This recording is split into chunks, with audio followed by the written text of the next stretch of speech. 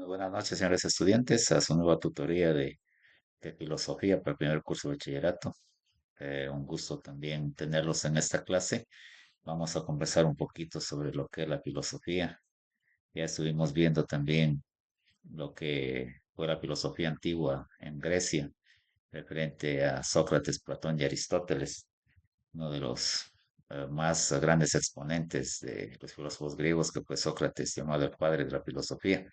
Asimismo, como Platón, Aristóteles, Tales de Mileto y algunos otros, pero realmente estos personajes marcaron, como siempre he dicho, un antes y un después en la historia de la humanidad para cambiar la forma del pensamiento humano. En ese entonces, cuando no existía lo que hoy en día existe, la tecnología, cuando a través de la intuición, a través del sentir, se podía descubrir cosas eh, pues para ese entonces increíbles, así como, qué sé yo, la posición de los astros, de los planetas, el porqué de las estaciones, los eclipses, eh, para dar una respuesta lógica, pero no a través de la ciencia, sino a través de como eventos universales para hacer un cambio en la conciencia de los seres humanos. Entonces, en ese entonces se aplicaba mucho lo que era el sentir, el razonamiento consciente para poder descubrir la verdad de las cosas, que lastimosamente pues eh, no se puede llegar a la verdad absoluta porque cada uno tendrá que descubrirla por sí mismo. Entonces esa es la base fundamental de la filosofía, en que nosotros empecemos a conocernos a nosotros mismos, nuestro propio mundo interno o interior, para poder descubrir el mundo exterior. Entonces debemos descubrir nuestros pensamientos, nuestras acciones, para poder determinar con claridad qué es lo que realmente me motiva, qué es lo que me impulsa a ser feliz, qué es lo que impulsa a poder conquistar, como dicen las personas, los sueños, pero no a través de, de solo adquisiciones materiales, sino a través de esa riqueza espiritual, de los valores del alma y del corazón. Entonces, esa es la filosofía que estos grandes filósofos de la antigüedad también empezaron a difundir a sus discípulos, en que la verdad no está dicha, la verdad no es quien la diga, sino la verdad está oculta en cada corazón humano y que debe descubrirla por sí mismo a través de su propia férrea voluntad por descubrir quién realmente es. Entonces, esa es la finalidad de la filosofía. Vamos a continuar en esta noche con un temita sobre lo que fue la filosofía helenística. Uno de los grandes precursores fue Epicuro de Samos. ¿Qué nos dice? La época helenística abarca desde la muerte de Aristóteles en el 322 a.C. hasta el nacimiento de Plotino en el 270 después de Cristo. Durante este periodo, la cultura griega se extendió por el Mediterráneo oriental, con las características propias de los pueblos que allí vivían. La filosofía helenística se caracterizó por ciencias como la biología, la historia, la astronomía y la medicina.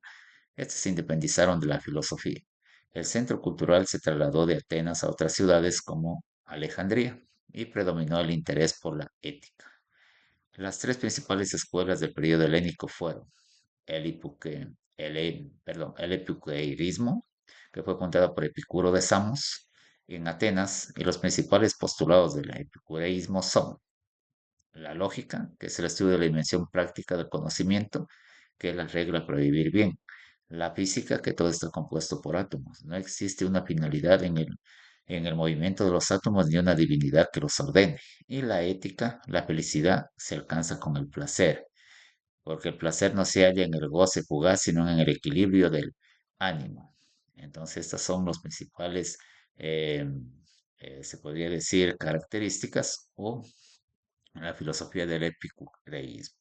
Epicuro de Samos fue, pues, como dice, como era la usanza de los filósofos de la época, Epicuro fundó su propia escuela llamada El Jardín, donde no solo tenían lugar charlas filosóficas y retiros para reflexionar, sino también celebraciones de banquetes llamados simposios.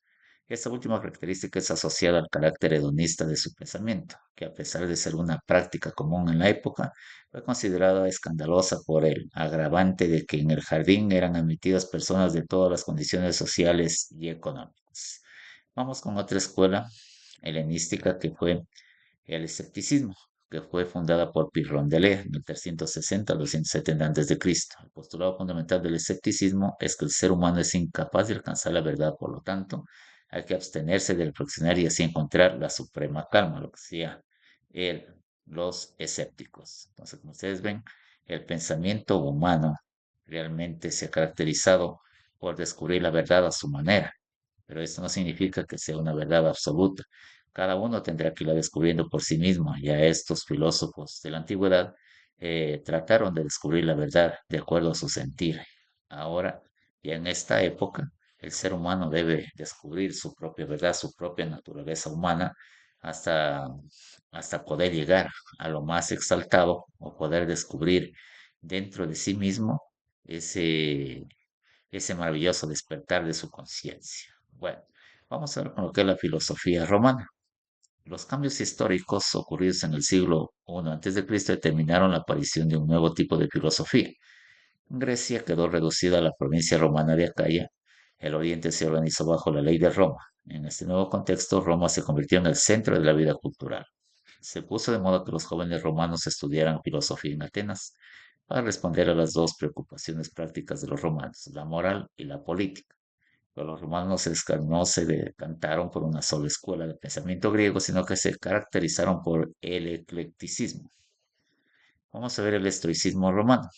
Esta corriente fue representada por Séneca. A principios del siglo I, año 65, nació en Córdoba, fue maestro de Nerón, no compuso tratados sino argumentos particulares, sostuvo que la virtud es suficiente para la felicidad y los bienes materiales y los honores están supeditados a la virtud, afirma la naturaleza común de todos los humanos. Epícteto, original de Hierápolis, defendió que el bien y el mal no tienen existencia objetiva sino subjetiva. La libertad interior consiste en el uso del propio pensamiento. Y Marco Aurelio, emperador de Roma, que se dedicó a la meditación sobre sí mismo. Esos son los máximos exponentes del estoicismo romano. ¿Quién fue Cicerón? Cicerón es el principal representante del eclecticismo romano. Fue un prominente político y pensador. Fue el primero en interpretar a los griegos para los latinos.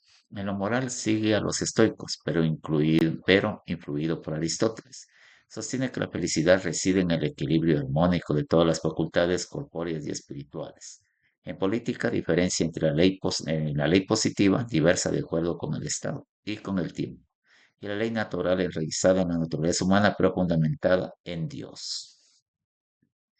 Vamos a ver eh, lo que es otra escuela llamada el misticismo. Sí. El misticismo, la filosofía del siglo I al VI de la era cristiana, adquiere rasgos religiosos y místicos, debido por una parte a la duda que sobre la eficacia de la razón había sangrado el escepticismo, y por la otra al influjo de los ritos de las religiones orientales, que profesaban la unión inmediata con lo divino mediante la intuición. De la unión de la filosofía griega, en especial del platonismo y el pitagorismo, con el misticismo oriental surgieron dos corrientes, el hebreo de Alejandrina y el neoplatonismo. ¿Qué es el hebreo de Alejandrina? Fue representada por Filón de Alejandría, eh, también conocido como el judío, quien trata de conciliar el judaísmo con el platonismo. Propone una reinterpretación racionalizada de los libros sagrados. Por ejemplo, en lugar de la creación, Filón admite el dualismo platónico, Dios como fuente de perfección y la materia, también eterna, fuente de limitación. El hombre intentará sustraerse de la influencia del cuerpo para elevarse a la contemplación de Dios. ¿Y qué nos dice el neoplatonismo? Dice, a mediados del siglo III, la filosofía antigua procura formar una síntesis volviendo a las ideas de Platón. La tónica místico-religiosa empapa esta investigación en que el hombre debe luchar contra el mundo de los sentidos para poder unirse con Dios. El principal exponente de esta corriente fue Plotino, cuyas enseñanzas orales fueron recogidas por su discípulo Porfirio. ¿Quién fue Plotino? Básicamente, el pensamiento de Plotino se resume en que todo emana de Dios y a él debe retornar. El fin supremo del hombre es liberarse del cuerpo para retornar a Dios a través de las virtudes. Sin embargo, solo el éxtasis y no la razón lleva a la unión temporal con Dios. Entonces, esto es lo que hemos visto sobre las, las escuelas misticismos, del misticismo, el neoplatonismo y el escepticismo. Entonces, como ustedes ven, ya para ir terminando, vamos a ver una otra gran filósofa del neoplatonismo que fue Hipatia. Hipatia, hija del matemático y filósofo Teón de Alejandría, fue directora de la Escuela Platónica de Alejandría hacia el año 400 de la era cristiana. Allí impartió clases de matemática y filosofía. Esta filósofa fue una de las pioneras de la matemática, de las que se tiene certeza histórica. Hizo aportes importantes a la geometría, el álgebra y la astronomía. Mejoró el diseño de los astrolabios e inventó un densímetro. Aunque no se conserva ningún escrito suyo, se cree que Hipatia escribió tres obras matemáticas y astronómicas, así como obras filosóficas con fuerte tendencia a la magia. Si hay en cambio fragmentos de su pensamiento en las obras de su padre y su discípulo Silesio de Cirene, víctima de la intolerancia. Durante la época existían tensiones entre cristianos y neoplatónicos. Hipatia fue acusada de conspirar contra el obispo Cirilo, lo cual, según el neoplatónico Damasclo, fue infundado.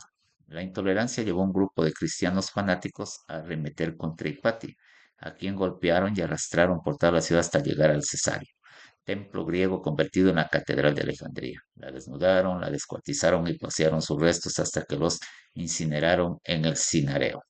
¿Cuál fue la escuela eh, de Alejandría? La escuela de Alejandría fue una de las ramas del neoplatonismo y se caracterizó por su proximidad al cristianismo, no sin enfrentamientos y polémica, por la tendencia a la erudición y por mezclar elementos filosóficos y religiosos. Entre los principales miembros de la escuela tenemos a Hipatia, quien se dedicó a explicar los textos griegos, en especial de Platón y Aristóteles. Sinesio de Cirene, obispo que mezcló el neoplatonismo con el cristianismo para explicar la unidad y la Trinidad de Dios. Entonces, como ustedes ven, hemos visto lo que hizo esta gran mártir que fue Hipatia en aquella época. El desafío de una mujer. Dentro de los desafíos planteados por la vida de Hipatia que sirven de ejemplo en la actualidad, se encuentra su importante obra en medio de una cultura y un oficio patriarcalista, el mundo helénico y filosófico. Hay que destacar que siempre el padre de esta sabia se preocupó en formar a su hija en los más diversos saberes, tanto que llegó a ser la más destacada neoplatónica de su época. Contra la intolerancia, la Alejandría de la época de Hipatia, aún dominada por los romanos, vivía en una constante tensión. El cristianismo consolidaba cada vez más su poder y calificaba de herética cualquier posición religiosa o filosófica que contradijera sus enseñanzas. La extirpación del paganismo era una de sus consignas. En medio de ese enfrentamiento se encontraba Hipatia. Su amistad con el gobernador romano y exalumno suyo, Orestes, le procuró el desprecio de Cirilo, obispo de Alejandría. Pero por otro lado, muchos cristianos se contaron entre los discípulos de Hipatia. Uno de ellos fue el obispo Sinencio. Sin embargo, el fanatismo y el extremismo de algunos cristianos de la época no aceptaban que una mujer se contara entre las personas más sabias de la época, como tampoco toleraban que otras personas pensaran distinto, tanto en los ámbitos religioso, filosófico y científico. El cuerpo y las obras de Hipatia fueron desaparecidos, pero su testimonio sigue siendo inspiración para las mujeres que luchan por el reconocimiento de la igualdad de género, así como para quienes reivindican la libertad de pensamiento en contra del fundamentalismo. Hipatia es una de las científicas más célebres de la historia, aquella época de crisis romana. Esto es lo que hemos podido compartir con ustedes, de todo haciendo un preámbulo sobre la filosofía antigua y aquellos grandes pensadores y filósofos, incluido algunos mártires de aquellos tiempos. Y como les estaba explicando, de que la filosofía realmente a nosotros nos lleva a un mundo fantástico de conocimientos. Nos lleva a comprender que el hombre en sí mismo debe conectarse con una fuerza superior, debe reconocer que, que realmente dentro de sí mismo existen todas las posibilidades para poder elevarse en un estado humano consciente. Si nosotros continuamos solo experimentando las cosas exteriores y no hacemos un viaje interno hacia lo que realmente podamos conocer, pues estaríamos prácticamente cayendo en un solo punto de la balanza, que sería eh, hacer valer solo lo que a través de nuestros sentidos percibe. Si nosotros experimentáramos, así como lo experimentaron aquellos grandes filósofos, que hasta algunos entregaron su vida por sus preceptos, por sus ideas, sus pensamientos, porque dentro de sí existía esa llama de la revolución, de la investigación, de esa liberación de pensamiento para tener un pensamiento libre, distinto a lo que pensaban en esa época, ya sean los mismos religiosos de aquel entonces, donde prácticamente estaban ligados al fanatismo.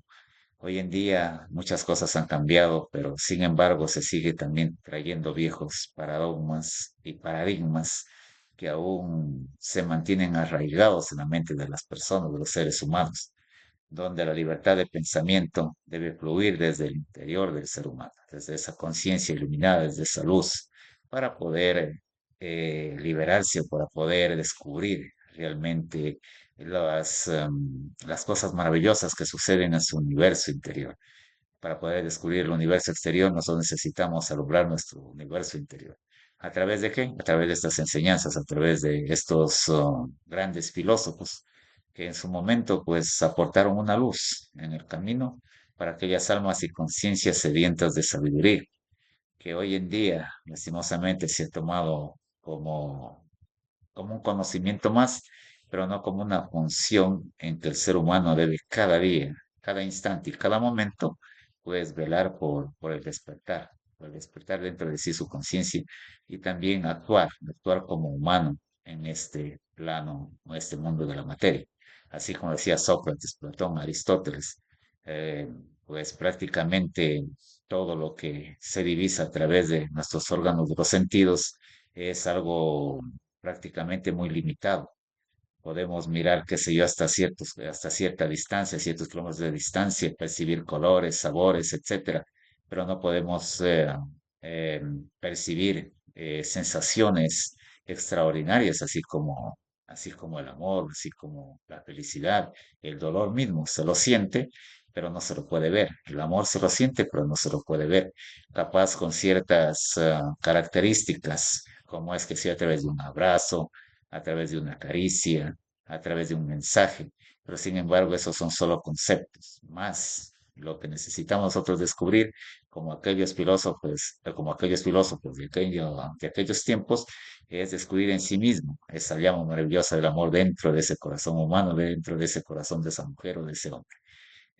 Eso es lo que he querido compartir en esta noche, esperando de que esto sea este tipo de clases, de temáticas nos sirvan para reflexionar, para cuestionarnos y para cuestionar y para seguir aprendiendo. Y desechar también y desaprender muchas cosas que a veces hemos aprendido a través del mismo sistema que a nosotros nos llama a aprender cosas que, que al fin y al cabo muchas nos sirven y otras no. Tenemos la decisión nosotros de poder tomar lo que necesitamos y desechar eh, lo que no va a servirnos en este camino. De mi parte les agradezco su atención, su presencia y nos estamos viendo en la siguiente tutoría. Muchas gracias y una feliz noche para todos.